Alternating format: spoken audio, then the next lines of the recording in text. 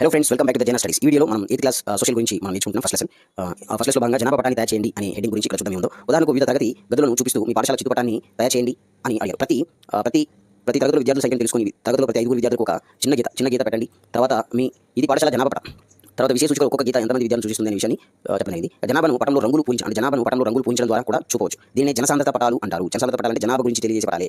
ఒక ప్రాంతంలో జనాభా ఎంతమంది నివసిస్తున్నారు, ఎన్ని కిలోమీటర్ల వరకు జనాభా విస్తరించి ఉన్నారు, అలా జనాభా గురించి నివసించే విధానం గురించి తెలియజేసే పటాలు జనసాంద్రత సంబంధించిన పటాలు. ఇక్కడ చూడండి, ముందుగా ఒక ప్రదేశంలో నివసిస్తున్న జనాభాని లెక్కగట్టాలి. ఫస్ట్ ఒక ప్రదేశంలో ఎంతమంది జనాభా నివసిస్తున్నారో లెక్కగట్టాలి. ఆ తర్వాత ఆ ప్రదేశం యొక్క వైశాల్యం లెక్కగట్టాలి. ఆ ప్రాంతం యొక్క వైశాల్యం లెక్కగట్టాలి. ఆ ప్రాంతంలో ఎంతమంది నివసిస్తున్నారో తెలుసుకోవాలి. జనాభా ఎంతమంది నివసిస్తున్నారో తెలుసుకోవాలి. అప్పుడు ఆ ప్రాంత జనాభాను వైశాల్యంతో భాగించాలి. అంటే ఆ వైశాల్యంతో భాగించాలన్నమాట. వైశాల్యంతో భాగిస్తే ఉదాహరణకు ఒక గ్రామ వైశాల్యం 10 చదరపు కిలోమీటర్లు ఉందని అనుకుందాం. తర్వాత ఇందులో 1000 మంది ప్రజలు ఉంటే ఆ గ్రామ జనసాంద్రత ప్రతి చదరపు కిలోమీటర్కి, అంటే ఒక చదరపు కిలోమీటర్కి 100 మంది నివసిస్తున్నారు అనేది మనకి అర్థమవుతుంది. ప్రథమ లెక్క జనసాంద్రత ఎలా లెక్కగలుగుతారంటే ఫస్ట్ ఆ ప్రాంతం వైశాల్యం తెలుసుకోవాలి. ఆ ప్రాంతంలో ఎంతమంది నివసిస్తున్నారో తెలుసుకోవాలి. తర్వాత ఈ వైశాల్యాన్ని ఆ జనాభాతో భాగిస్తే వచ్చేది జనసాంద్రత. ఇక్కడ చూడండి, ఆంధ్రప్రదేశ్ కొన్ని మొత్తం మనకి 29 రాష్ట్రాలు ఉన్నాయి. ఆ 29 రాష్ట్రాలు ఇక్కడ ఇవ్వడం జరిగింది. నేను చదువుతా వినండి. ఫస్ట్ చదువుకున్నాం. ఇది చదువుతా వినండి.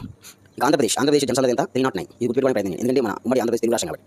అరుణాచల్ ప్రదేశ్ 17, అంటే ఒక చదరపు కిలోమీటర్కి 17 మంది నివసిస్తుంటారు. అస్సాం అంటే 397 మంది జనసాంద్రత. తర్వాత బీహార్ 1102. ఛత్తీస్గఢ్ అంటే 189. తర్వాత గోవా 394. తర్వాత గుజరాత్ 308. తర్వాత హర్యానా 573.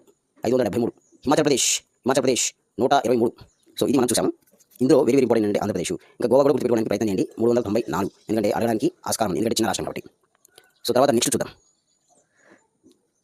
చూద్దాం. చూడండి, జమ్మూ కాశ్మీర్ 56, జార్ఖండ్ 414, కర్ణాటక 319, కేరళ 859, మధ్యప్రదేశ్ 236, మహారాష్ట్ర 365, మణిపూర్ 122, మేఘాలయ 132, మిజోరం 52, నాగాలాండ్ 119. సో ఇది గుర్తుపెట్టుకోవడానికి ప్రయత్నం చేయండి. జమ్మూ కాశ్మీర్ అడగడానికి ఆస్కారం ఉంది, ఎందుకంటే ఇక్కడ ఎక్కువగా వార్తల్లో నుంచి రాష్ట్రం కాబట్టి ఇక్కడ అడగడానికి ఆస్కారం ఉంది. 56 జమ్మూ కాశ్మీర్. ఇంకా ఇక్కడ అంటే మహారాష్ట్ర అడగడానికి ఆస్కారం ఉంది, ఎందుకంటే ఇది మన సరిహద్దు రాష్ట్రం కాబట్టి అడగడానికి ఆస్కారం ఉంది. 365 56 జమ్మూ కాశ్మీర్, 365 మహారాష్ట్ర.